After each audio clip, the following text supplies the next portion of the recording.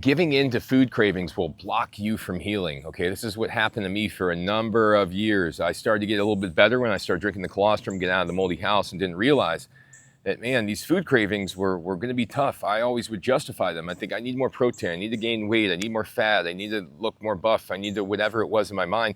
But the reality was these cravings were just, often pathogens manipulating me, or even self-sabotage on a spiritual level, where as soon as I started to make any progress, I started to go ahead and go right back to the thing that would set me backwards, and it was 3-4 days in after doing really well, it was always back to the thing, or 5 days max. So I did 5 days, I'm doing great. Okay, let me try this thing that made me sick before.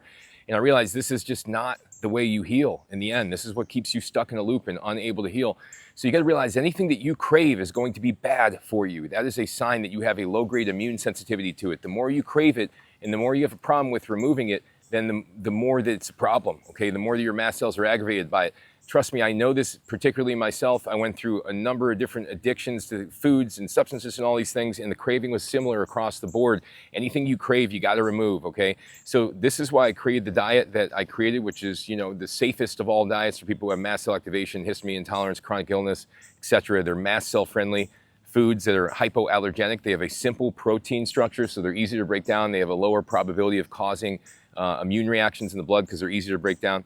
And basically these foods are pretty easy. It's most of the vegetables, your apple, pear, blueberry, banana, blackberries, melons, your honeydew, things like that. Watermelon's kind of a little bit, but most of those are fine. And then most of your vegetables and your rice, potatoes, beans, lentils, oil. Got to make sure you can handle the beans and lentils. If you have SIBO, that might be an issue, but usually you're fine.